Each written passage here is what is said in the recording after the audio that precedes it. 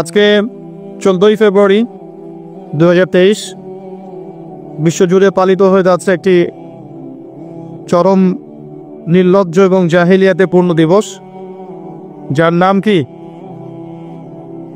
বিশ্ব ভালোবাসা দিবস। আচ্ছা, তবে আজকে আমরা পবিত্র কোরআন এবং সুন্নাহ থেকে ভালোবাসা সংক্রান্তই আলোচনা করব ইনশাআল্লাহ। চলবে তো ইনশাআল্লাহ? সমকালীন প্রেক্ষাপটের সাথে ভালোবাসার বিষয়টা আমি পবিত্র কোরআন এবং সুন্নাহ থেকে আমার ক্ষুদ্র জ্ঞানে উপস্থাপন করার চেষ্টা করছি ইনশাআল্লাহ তাআলা। ওয়া মা তাওফীকি ইল্লা বিল্লাহ আলাইহি তাওয়াক্কালতু ওয়া ইলাইহি উনীব। আমরা আলোচনা শুরু করতে চাই পবিত্র কোরআনুল কারীমের সূরা নাহল এর 89 নম্বর আয়াত থেকে। আল্লাহ রাব্বুল আলামিন উক্ত আয়াতে বলছেন, বা'দা আউযু বিল্লাহি মিনাশ শাইতানির রাজীম, বিসমিল্লাহির রহমানির রহিম। মহান আল্লাহ বলেন, ওয়া নাযালনা আলাইকাল কিতাবা তিবয়ানান লিকুল্লি শাই ওয়া হুদা ওয়া রাহমাতান ওয়া বুশরা লিল মুসলিমিন। আল্লাহ রাব্বুল আলামিন বলছেন, হে নবী মুহাম্মদ সাল্লাল্লাহু আলাইহি ওয়াসাল্লাম, আমি তোমার প্রতি এমন একটা কিতাব নাজিল করেছি যে কিতাবটা হচ্ছে তিবয়ানান লিকুল্লি শাই, প্রত্যেকটা বিষয়ের ব্যাখ্যা, ওয়া হুদান, এবং একই সাথে এই কিতাবটা হচ্ছে হেদায়াত, ওয়া রাহমাতান, এবং দয়া অনুগ্রহ, ওয়া বুশরা লিল মুসলিমিন, এবং মুসলিম জাতির জন্য এই কিতাবটা হচ্ছে বুশরা বা সুসংবাদ। আল্লাহ পাক আল কোরআনুল কারীমকে এখানে বলছেন যে, হে নবী, আমি আপনার প্রতি এমন একটা কিতাব নাজিল করেছি, অর্থাৎ আল কোরআন, যেই কোরআন হচ্ছে প্রতিটা বিষয়ের ব্যাখ্যা। বলি সুবহানাল্লাহ। 1 2 নাম্বার, এই কোরআন হচ্ছে হেদায়াত, পুরো মানব জাতির জন্য আল কোরআনে আছে হেদায়াত, আলহামদুলিল্লাহ। এরপর আল্লাহ পাক বলছেন, শুধু হেদায়েতই নয়, কোরআন হচ্ছে রাহমা, অর্থাৎ দয়া অনুগ্রহ, আলহামদুলিল্লাহ। এবং বুশরা লিল মুসলিমিন, যারা মুসলিম হবে অর্থাৎ কোরআন সুন্নাহর সামনে আত্মসমর্পণ করবে, নিজের ইচ্ছাকে সমর্পণ করবে, তাদের জন্য কোরআন হচ্ছে বুশরা বা সুসংবাদ, আলহামদুলিল্লাহ।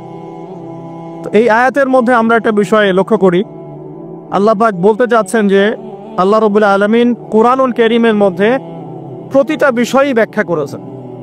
তার মানে আমরা কিভাবে ইবাদত করব কোরআনে বলা আছে, আমরা কিভাবে কোরআন তেলাওয়াত করব, তাসবিহ তাহলিল করব, জিকির আজগার করব, কোরআনে বলা আছে।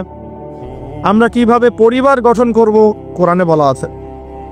আমরা কিভাবে সমাজ চালাবো, অর্থনীতি চালাবো বা পলিটিক্যাল সিস্টেমগুলো ডিল করব, নিঃসন্দেহে কোরআনে এটা বলা আছে। আমরা মানব বা মানব না সেটা ইচ্ছা, ইখতিয়ার আমাদের। এই স্বাধীনতা আল্লাহ আমাদেরকে দিয়েছেন, কিন্তু আল্লাহ পাক বলছেন, আল্লাহ রাব্বুল আলামিন আল কোরআনে প্রতিটা বিষয় ব্যাখ্যা করেছেন। বলেন সুবহানাল্লাহ। দ্বিতীয় প্রশ্ন হচ্ছে, এখন কোরআন কি শুধু কোরআন দিয়ে বুঝলেই হবে নাকি হাদিসেরও প্রয়োজন আছে? উত্তর হচ্ছে, রাসূলুল্লাহ সাল্লাল্লাহু আলাইহি ওয়াসাল্লামের সুন্নাহ এবং হাদিসগুলোর প্রয়োজন অবশ্যই আছে। দলিল, আল্লাহ পাক সূরা হাশর এর 7 নম্বর আয়াতে বলছেন, ওয়া মা আতাকুমুর রাসূলু ফাখুযুহু।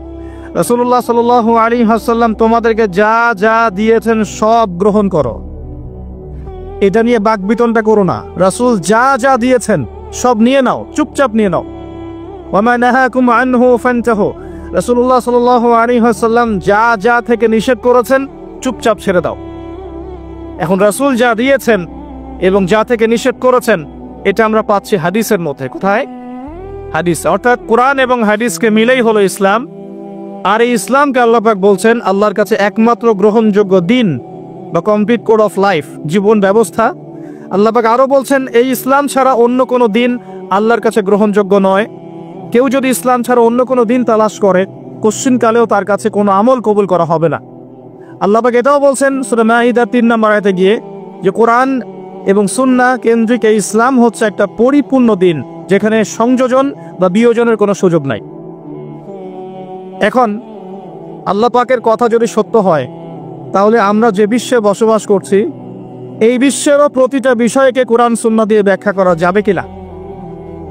এই বিশ্বে আমরা দেখছি জালেমদের উত্থান, মজলুমদের আর্তনাদ, এটা কোরআন সুন্নাহে আছে কিনা? তাহলে এই বিশ্বে আমরা দেখছি আল্লাহ রাব্বুল আলামিনের যে বিধান, লা ইলাহা ইল্লাল্লাহ এর যে ভিতরের একটা অর্থ যে আল্লাহ পাকের বিধান ছাড়া কোনো বিধান চলবে না, অথচ আমরা বিশ্বে দেখছি যে আল্লাহর বিধানকে পাশ কাটিয়ে মানুষের রচিত বিধান দিয়ে বিশ্ব চালাচ্ছে। এই সমস্যার সমাধান কোরআনে আছে কি নাই? আমরা এখনকার বিশ্বে যে দেখছি আল্লাহ পাকের হালাল অর্থনীতি বাদ দিয়ে আমরা সুদভিত্তিক অর্থনৈতিক সিস্টেম গ্রহণ করেছি, এর সমাধান কোরআন এবং সুন্নাহ আছে কি নাই? আমরা এখনকার সমাজে দেখছি যে মুসলিমদের মধ্যে বিভক্তি দেখা দিচ্ছে, যদিও বা তাদের ঐক্যবদ্ধ থাকা উচিত, ভালোবাসার ঘাটতি দেখা যাচ্ছে। তাহলে এই সমস্যার সমাধান কোরআন সুন্নাহ আছে কি নাই? আমরা এখন দেখি চলমান বিশ্বে কিয়ামতের আলামতগুলো একটা একটা করে আবির্ভূত হচ্ছে। যত দিন যাচ্ছে সমাজের মধ্যে ফিতনা ফাসাদ বাড়ছে। তাহলে এই সমস্যাগুলোর সমাধান কোরআন সুন্নাহ আছে কি নাই?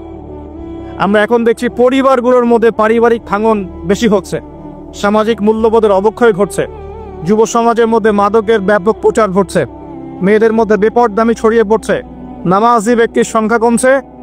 নারায়ে তাকবীর আল্লাহু আকবার বলার লোক পাওয়া যাচ্ছে, কিন্তু নামাজ পড়ার জন্য 5 ওয়াক্ত নামাজে মসজিদে লোক পাওয়া যাচ্ছে না।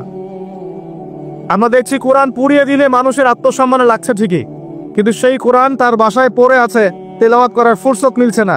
এই সমস্যাগুলোর সমাধান কোরআন সুন্নাহ আছে কি নেই? তাহলে এখন আজকের যে দিবস, এই যে ভালোবাসা নিয়ে এত কথা হচ্ছে, তাহলে প্রকৃত ভালোবাসা কি আর কথিত ভালোবাসা কি? নিঃস্বার্থ ভালোবাসা কাকে বলে আর জেনার স্বার্থের ভালোবাসা কাকে বলে?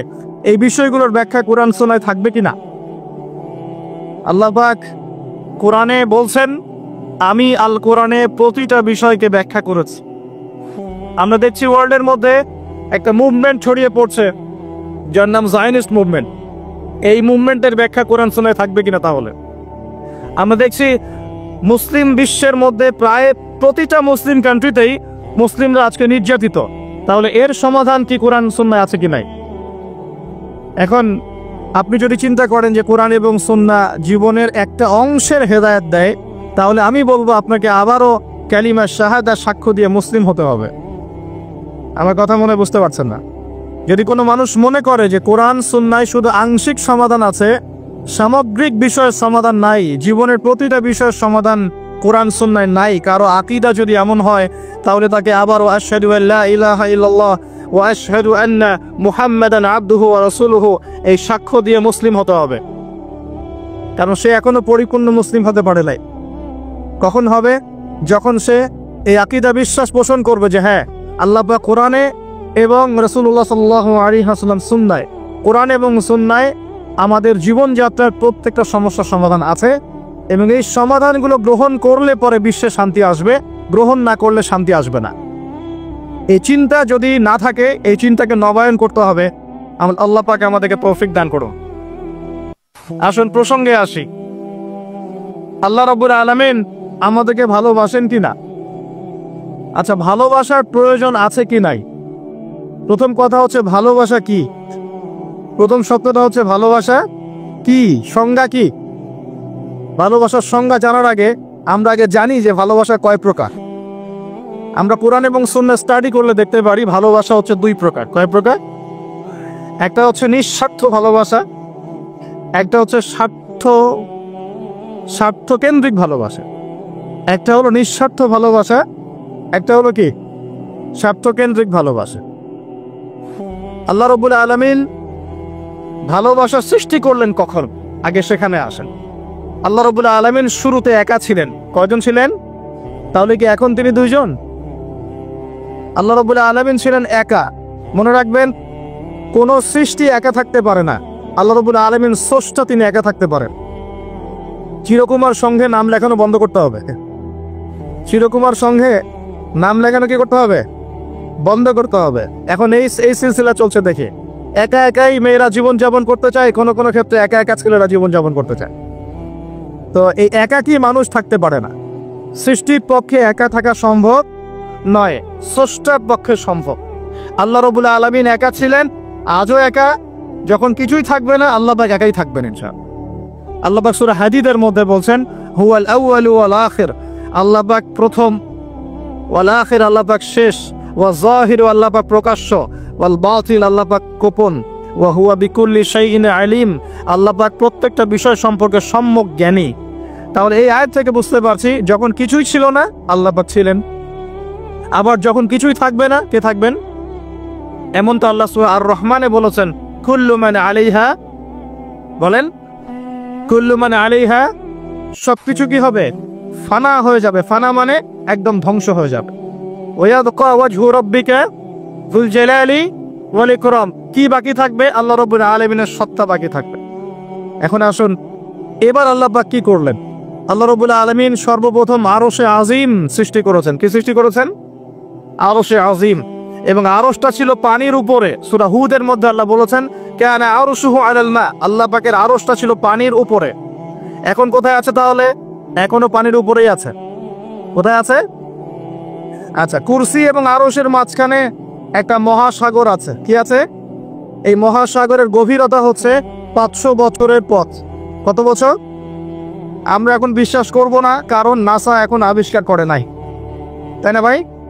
নাসার নাম তো শুনেছেন। নাসা এখনকার বিশ্বের খোদা হয়ে গেছে, নাউজুবিল্লাহ।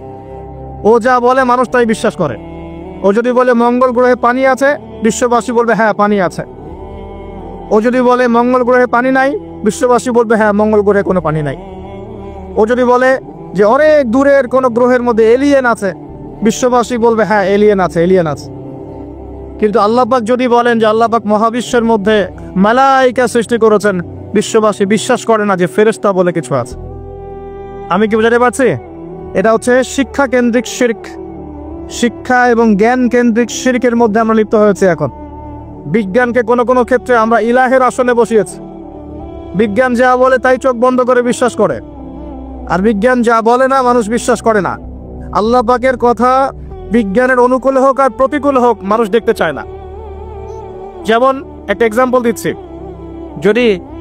যদি এখনই সায়েন্স বলে যে আগামী 10 বছরের মধ্যে বিশ্বে বিভিন্ন জায়গায় বড় বড় সিরিজ ভূমিকম্প হতে পারে, 99% মানুষ বিশ্বাস করা শুরু করবে না। কিন্তু নবী সাল্লাল্লাহু আলাইহি ওয়াসাল্লাম বলছেন বাইনা ইয়াদাই সাআ, কিয়ামতের আগে আগে আসবে মুতানুন শাদীদ, মহামারী। কিয়ামতের আগে কি আসবে? মহামারী। মুতানুন শাদীদ মানে বড় মহামারী, লম্বা বড় মহামারী, কঠিন মহামারী, শাদীদ। ওয়া বাদাহু, এবং মহামারীর পরে আসবে সানাওয়াতু জালাজিল, ভূমিকম্পের বছরগুলো। ভূমিকম্পের বছর নয়, ভূমিকম্পের বছরগুলো। মানুষ বিশ্বাস করবে না। মানুষ 80% মানুষই বিশ্বাস করবে না। খালি মুসলিমরা বিশ্বাস করতে পারে, অন্যরা বিশ্বাস করবে না। কিন্তু সায়েন্স যদি বলে আগামী 10, 20, 30 বছরের মধ্যে বিশ্বজুড়ে ভূমিকম্পের সিরিজ হবে, মানুষ বিশ্বাস করবে। তার মানে আমরা আমাদের বিশ্বাসের ক্ষেত্রে একটা শিরক করছি। শিক্ষা এবং জ্ঞানতাত্ত্বিক ক্ষেত্রে আমরা একটা শিরক করছি। আমরা কোনো কোনো ক্ষেত্রে সায়েন্সকে ইলাহের আসনে বসিয়েছি, এটা শিরক হচ্ছে। এটা একটা শিরক হচ্ছে। আসুন, আল্লাহ রাব্বুল আলামিন আরশ সৃষ্টি করার পরে সৃষ্টি করেছেন কলম। কি সৃষ্টি করেছেন? কলম। আল্লাহ পাক বলেছেন কলমকে উকতুব, তুমি লিখো। কলম বলেছে মাযা আকতুব, আমি কি লিখবো? আল্লাহ বলেছেন কিয়ামত পর্যন্ত যা হবে সব লিখে ফেলো। লাউহে মাহফুজের মধ্যে আল্লাহ পাক এই কলমের দ্বারা কিয়ামত পর্যন্ত যা হবে সব লিখে ফেলেছেন। তো প্রিয় যুবক ভাই, চাকরি নিয়ে এত হতাশায় পড়ার কোনো কারণ নাই। রিজিকের সন্ধানে এত হতাশায় পড়ার কোনো কারণ নাই। রিজিক যা আছে তাই পাবেন, আপনার রিজিক লেখা হয়ে গেছে। এরপরে সাউন্ড কমান টানবাম থেকে। এরপরে মানুষ যখন মায়ের গর্ভে ছিল, বয়স ছিল 4 মাস 10 দিন। কত দিন? 4 মাস 10 দিন। আল্লাহর পক্ষ থেকে ফেরেশতা রূহ নিয়ে এসেছেন। ফেরেশতা বলে কি কিছু আছে? বিশ্বাস করেন? কিন্তু ফেরেশতা তো চোখে দেখা যায় না, তাহলে কেন বিশ্বাস করে? যখন মুসলিমরা কোনো কিছু না দেখে বিশ্বাস করা শুরু করেছে, তখন এই বিশ্বাসটার একটা নাম দিয়েছে পশ্চিমারা। এই বিশ্বাসটার একটা নাম দিয়েছে পশ্চিমারা। এই বিশ্বাসটার নাম কি জানেন? এই বিশ্বাসটার নাম তারা দিয়েছে ধর্মান্ধতা। কি দিয়েছে? শব্দটা শোনেন নাই? ক্লাসিক্যাল সেকুলার পত্রিকাগুলোর মধ্যে দেখেন না ধর্মান্ধতা শব্দটা?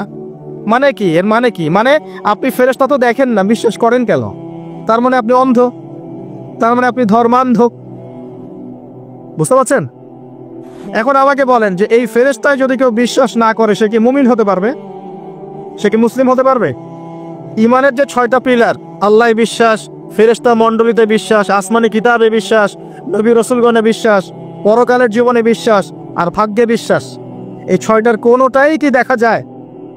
ছোঁয়া যায়, উপলব্ধি করা যায়, কঠিন তরল বায়বীয় পরীক্ষা করা যায় বা ল্যাবরেটরিতে গবেষণা করে পরীক্ষা করা যায়। তো যেহেতু আমরা এগুলো না দেখেই বিশ্বাস করি, এই কারণে পশ্চিমারা আমাদেরকে বলে তারা ধর্মান্ধ। এখন উত্তর কি হবে আপনার? উত্তর হচ্ছে এই যে আল্লাহ পাক আমাকে যে জ্ঞান দিয়েছেন, আল্লাহ পাক আমাকে যে লিমিটেড জ্ঞান দিয়েছেন, এই জ্ঞান দিয়ে আমি আগামীকাল কি হবে সেটা বলতে পারি না।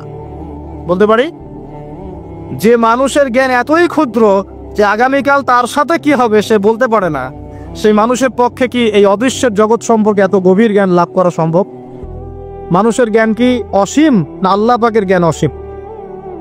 এখন সেই অসীম সত্তার পক্ষ থেকে যখন কোনো ওহী আসে, কোনো তথ্য সংবাদ আসে, তাহলে আমি কি সেই জ্ঞানকে পেনিট্রেট করতে পারবো? বরং আমার উচিত হবে সেই তথ্যকে বিশ্বাস করা এবং তার সামনে আত্মসমর্পণ করা। তাহলে আমি ধর্মান্ধ হয়ে সবচেয়ে স্মার্ট মানুষ হয়েছে। যারা আল্লাহ পাকের ওহীতে বিশ্বাস করে সে হচ্ছে সবচেয়ে স্মার্ট মানুষ। কারণ আল্লাহ পাকের ওহীর সব জ্ঞান তো আমি ভেদ করে যেতে পারবো না, কারণ আমি তো আগামীকাল কি হবে তাই জানি না। আগামীকাল কি হবে তাই যে জানে না, সে কিভাবে পরকালের জীবনকে ব্যাখ্যা করবে? কিয়ামতের মাঠে কে কোথায় দাঁড়াবে, কার হাসর কোথায় হবে, কে জান্নাতে যাবে কে জাহান্নামে যাবে, আমি কি বলতে পারবো?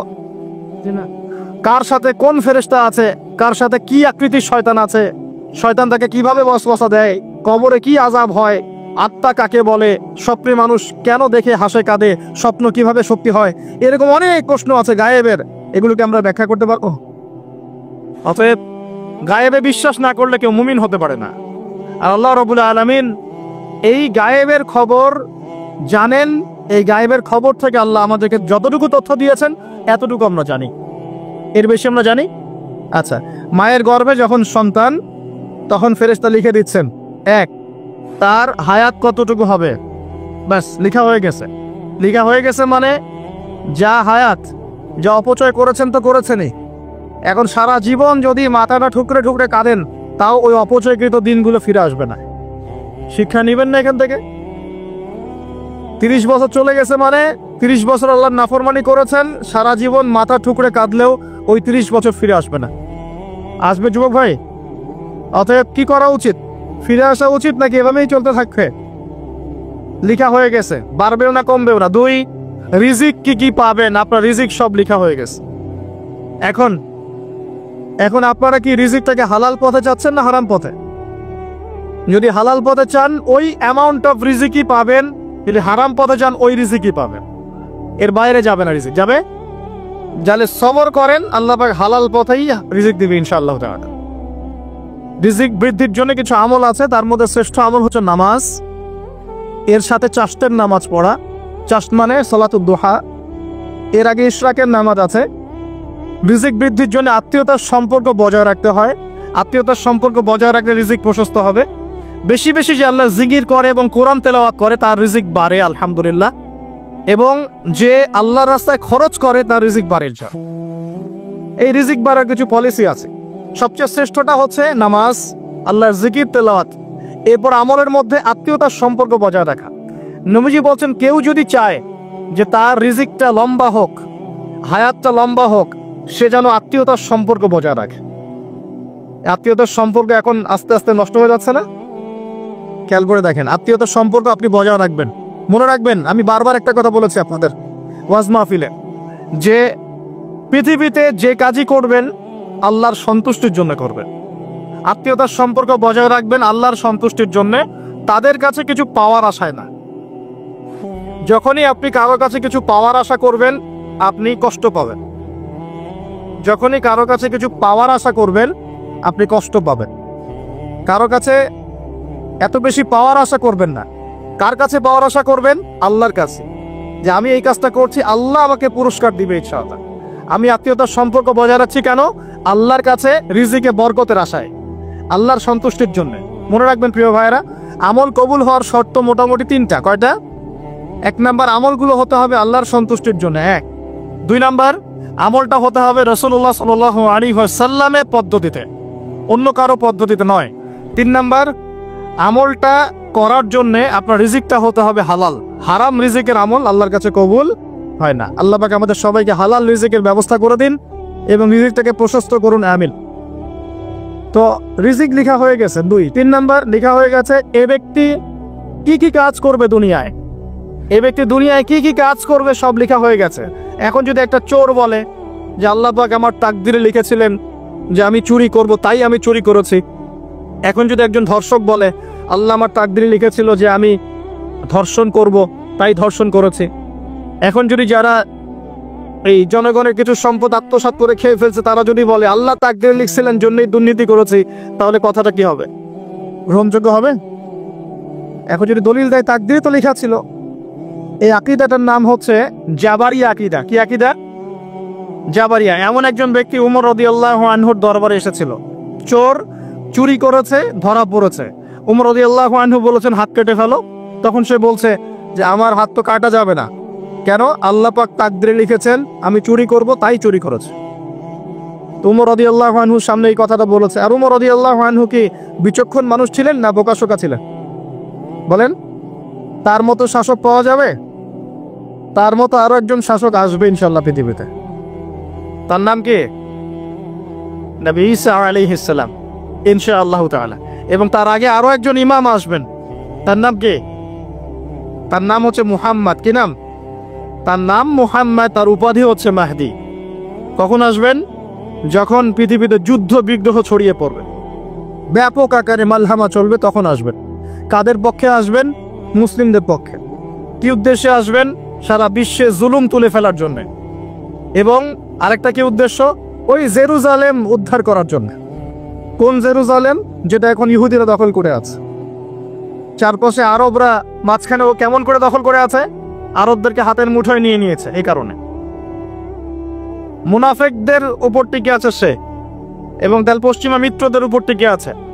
ঈসা আলাইহিস সালাম কেন আসবেন? এই জায়গাটা পুনরুদ্ধার করার জন্য। ঈসা আলাইহিস সালাম কি পরাজিত হবেন না বিজয়ী হবেন? কত বছর বিশ্ব শাসন করবেন? 40 বছর। এগুলো হবে বিশ্বে, এগুলো হওয়া এখনো বাকি আছে। আরো কি হবে? মুসলিমরা কনস্ট্যান্টিনোপল আবার জয় করবে। এই কনস্ট্যান্টিনোপলের মধ্যে ফিতনা দেখা দিবে অচিরেই, মুসলিমরা ওটা আবার দখল করবে ইনশাআল্লাহ তাআলা। আরো কি হবে? বললাম ভূমিকম্পের বছরগুলো আসবে সামনে, এবং মুতায়নুন শাদীদ, মহামারীও আসবে। আরো কি? বড় বড় 3টা ভূমিকম্প বাকি আছে এখনো। আগে বলেছি লেকচারে, একটা পৃথিবীর পূর্বে, একটা পশ্চিমে, একটা মাঝখানে। এগুলো এখনো বাকি আছে। বিশ্বে অনেক কিছু হওয়া এখনো বাকি আছে। এখন যা দেখছি এগুলোই সব না, এটা চলে যাবে। আরো নতুন সময় আসবে ইনশাআল্লাহ তাআলা। আমাদের দায়িত্ব কি? আমাদের দায়িত্ব পরিস্থিতি বুঝে দিন ধরে রাখা, আমল করা, এবং মানুষকে দিনের দিকে আহ্বান করা। আমরা যদি দায়িত্ব পালন না করি তাহলে কি হবে? আল্লাহ পাক আমাদেরকে সরিয়ে দিয়ে নতুন কওম নিয়ে আসবেন। আল্লাহ পাক সূরা মুহাম্মাদে বলেছেন ওয়া ইন তাতাওয়াল্লাউ, তোমরা যদি মুখ ফিরিয়ে নাও, ইয়াস্তাবদিল কওমান গায়রাকুম, আল্লাহ পাক নতুন কওমকে তোমাদের জায়গায় স্থলাভিষিক্ত করবেন। সুম্মা লা ইয়াকুনু আমসালাকুম, তারা তোমাদের মতো হবে না, মানে আমাদের মতো অপদার্থ হবে না। উম্মার বিজয়ের শর্ত কি? আল্লাহ সূরা মুহাম্মাদই বলেছেন ইন তানসুরুল্লাহ ইয়ানসুরুকুম, তোমরা আল্লাহর দ্বীনকে সাহায্য করো, তবেই আল্লাহ তোমাদেরকে সাহায্য করবেন। ওয়া ইউসাব্বিত আকদামাকুম, তোমাদের পা আল্লাহ দৃঢ় করে রাখবেন। আমরা আল্লাহকে সাহায্য না করলে আল্লাহ পাক আমাদেরকে সাহায্য করবেন না। সিম্পল। আল্লাহ পাক সূরা রাদের মধ্যে বলছেন ইন্নাল্লাহা লা ইউগাইয়িরু মা বিকওমিন হাত্তা ইউগাইয়িরু মা বিআনফুসিহিম, আল্লাহ পাক কোন কওমের অবস্থা ততক্ষণ পরিবর্তন করেন না যতক্ষণ না সেই কওম তার নিজের অবস্থার পরিবর্তনের চেষ্টা করে। তাহলে আমাদের পরিবর্তন কেন হচ্ছে না? কারণ আমরা নামাজ ছেড়ে দিয়েছি। 90% মুসলিমের দেশে কত পার্সেন্ট নামাজ পড়ে চিন্তা করে দেখবেন। আমরা কোরআন ছেড়ে দিয়েছি। 90% মুসলিমের দেশে কত পার্সেন্ট বিশুদ্ধ করে কোরআন তেলাওয়াত করতে পারে একটু খোঁজ নিয়ে দেখবেন। কোরআন শুমারি করে দেখেন, নামাজ শুমারি করে দেখেন, তাহলে বুঝতে পার। আর যারা কোরআন পড়তে জানে তাদের মধ্যে কত পার্সেন্ট কোরআনের অর্থটা বোঝে, এটা আরো বড় বিষয়। তারপরে আবার কারা মেনে চলে, এটা আরো বড় বিষয়। আর আমরা কতজন মানুষ দিন ইসলামকে সামগ্রিক দিন হিসেবে মানি, এটাও একটা বড় বিষয়। আমরা মানি ঠিকই, আংশিক। যেমন ইবাদত বন্দেগীর জীবনে মুসলমান, অর্থনৈতিক জীবনে গিয়ে আবার সুদখোর, এমন না বিষয়টা? এমন হয় না বিষয়টা? ইবাদত বন্দেগীর জীবনে আমি পাক্কা মুসলিম, কপালে সেজদার দাগ আছে মাশাআল্লাহ, দাড়ি টুকিও আছে মাশাআল্লাহ, কিন্তু ব্যবসায় গিয়ে মাপে কম দিচ্ছি না, ব্যবসায় গিয়ে আমি হারাম ভেজাল দিচ্ছি কিনা, এরকম হচ্ছে কিনা? হচ্ছে। কিন্তু সে কিন্তু মুসলিম এবং নামাজও পড়ে। তা আমাদের সমস্যা ভাই এখানেই, এখন এই সমস্যাটা সলভ করলে ইনশাল্লাহ সব সমস্যা সলভ হয়ে যাবে ইনশাল্লাহ। সমস্যাটা কি, আমরা ইসলামটাকে আংশিকভাবে মানি, পরিপূর্ণ জীবনে ইসলাম বাস্তবায়ন করতে পারছি না। আমি আপনি হয়তো কেউই পারছি না, ফখর করলে বলার নাই যে আমি খুব পারছি, আসলে আমিও পারছি না। কারণ এই যুগে এটা পারাটা খুব ডিফিকাল্ট, এই যুগে পারাটা কি খুবই কঠিন। কিন্তু এটাই তো এই যুগের চ্যালেঞ্জ। নবীজি বলেছেন তোমাদের সামনে এমন যুগ আসছে যে যুগে ঈমান ধরে রাখাটা হাতের মধ্যে আগুন ধরে রাখার মতো হবে। তবে সুসংবাদ ওই যুগে তাদের জন্যে যারা আমার সুন্নতকে আবার জীবিত করতে পারবে, যে আমার মৃত সুন্নতকে জীবিত করবে, আল্লাহ পাক তাকে 50 জন শহীদ সাহাবীর সমান নেকি দিবে। এটাই আমাদের কাজ। আল্লাহ পাক আমাদেরকে তৌফিক দান করুন। তার মানে তাকদীর লেখা হয়ে গেছে। এবার আল্লাহ রাব্বুল আলামিন কি করলেন? আল্লাহ পাক এই মহাবিশ্ব সৃষ্টি করলেন। হুয়াল্লাযী খালাকাস সামাওয়াতি ওয়াল আরদা ফি সিত্তাতি আইয়াম। কয় দিনে? আল্লাহ পাক পুরো মহাবিশ্ব সৃষ্টি করলেন কয় দিনে? আমাকে বলেন তো, মহাবিশ্বকে আল্লাহ পাক ঘৃণা করে সৃষ্টি করেছেন না ভালোবেসে? তাহলে আল্লাহ পাক কি ভালোবাসার সত্তা নয়? আল্লাহ রাব্বুল আলামিন কি ভালোবাসেন না? আল্লাহ পাকের একটা নামই হচ্ছে গফুর আল ওয়াদুদ, ওয়া হুয়াল গফুরুল ওয়াদুদ। আল্লাহ পাক হচ্ছেন ক্ষমাশীল, পরম ক্ষমাশীল এবং প্রেমময়। আল্লাহ পাক তার নাম দিয়েছেন আল ওয়াদুদ, মানে প্রেমময়। আল্লাহ পাক ভালোবাসেন কি না? তাহলে এই পুরো মহাবিশ্ব সৃষ্টি করে আল্লাহ পাক কি মহাবিশ্বের মধ্যে ভালোবাসা ছড়িয়ে দেন নাই? আল্লাহ রাব্বুল আলামিন 6 দিনে মহাবিশ্ব সৃষ্টি করে মহাবিশ্বের সব জায়গায় যার যার কাজ তাকে বুঝিয়ে দিলেন। কোন গ্রহ কি কাজ করবে, কোন সৌরজগৎ কেমন করে চলবে, দুনিয়া কিভাবে ঘুরবে, সূর্য কিভাবে উঠবে, চাঁদ কিভাবে আসবে, কোন মাখলুক কি কাজ করবে, ফেরেশতাদের কাজ কি হবে, ইত্যাদি ইত্যাদি। আল্লাহ পাক সমস্ত কাজ বুঝিয়ে দিলেন। সূরা আলিফ লাম মিম সেজদা, হামিম সেজদার মধ্যে আছে, পড়ে দেখবেন। আল্লাহ পাক পুরো মহাবিশ্বের দায়িত্ব বন্টন করে দিলেন। এবার আল্লাহ রাব্বুল আলামিন কি করলেন শোনেন। আল্লাহ রাব্বুল আলামিন বলছেন, এই পুরো মাখলুক কায়নাত সৃষ্টি করার পর আল্লাহ পাক তার রহমতকে 100 ভাগে ভাগ করলেন। কত ভাগে? আল্লাহ পাকের দয়া, রহমত, ভালোবাসাকে 100 ভাগে ভাগ করলেন। ভাগ করে এক ভাগ, মাত্র এক ভাগ আল্লাহ পাক পুরো মহাবিশ্বে ছড়িয়ে দিলেন। বলেন সুবহানাল্লাহ। বাকি 99 ভাগ রহমত আল্লাহ পাক তার কাছে রাখলেন। এই এক ভাগ ভালোবাসার কারণেই এই যে সন্তান কান্না করলে মায়ের বুক ফেটে যায়, সন্তান অসুস্থ হলে বাবার বুক ফেটে যায়, যেই বাবা সহজে চোখের পানি কাউকে দেখায় না, সেই বাবা জায়নামাজে দাঁড়িয়ে চোখের পানি ছাড়তে থাকে। এই এক ভাগ রহমতের কারণে আমরা দেখি যে রাস্তার কুকুর পর্যন্ত তার বাচ্চাকে চাটে, আদর করে, মহব্বত করে। এই এক ভাগ রহমতের কারণে আমরা আমাদের স্ত্রীদেরকে মহব্বত করি, স্ত্রীকে সুখে রাখার জন্য জীবনটা পর্যন্ত বিলিয়ে দেয়। সকাল থেকে রাত পর্যন্ত কোনো কোনো ক্ষেত্রে হারাম পথে যেটাও দ্বিধা করি না, স্ত্রী সন্তান সুখে থাক, এই আশা, তাই না ভাই? এই এক ভাগ রহমতের কারণে গাভী দেখবেন, গাভী তার বাচ্চাকে প্রসবের পর চাটে, গাটা চেটে পরিষ্কার করে দেয়। এই এক ভাগ রহমতে পুরো কায়নাত টিকে আছে। আর নবী সাল্লাল্লাহু আলাইহি ওয়াসাল্লাম বলছেন, বাকি 99% রহমত আল্লাহ পাক তার কাছে রেখেছেন।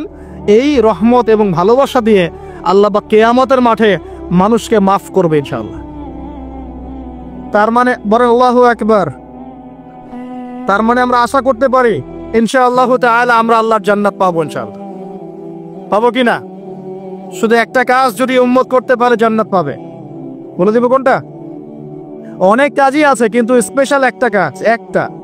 আল্লাহ রাব্বুল আলামিন মেরাজের রাতে তার নবীকে উঠিয়ে নিয়েছিলেন, উঠিয়ে নিয়ে কাছে নিয়ে আসছেন, একদম কাছে, আর যে আরশের কাছাকাছি। নবী সাল্লাল্লাহু আলাইহি ওয়াসাল্লাম বলছেন, ওই সময় তার উপর 3টা স্পেশাল ওহী করা হয়েছে। কয়টা? 3টা। একটা হচ্ছে 50 ওয়াক্ত নামাজ। কত ওয়াক্ত? এটা কমতে কমতে কমতে কত ওয়াক্ত হয়েছে? 5। 5কেও কমানোর জন্য কোন নবী বলছিলেন?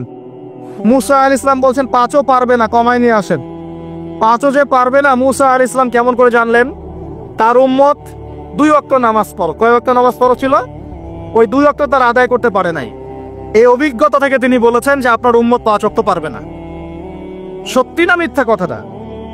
আসলেই কি উম্মত 5 ওয়াক্ত নামাজ পড়তে পারছে?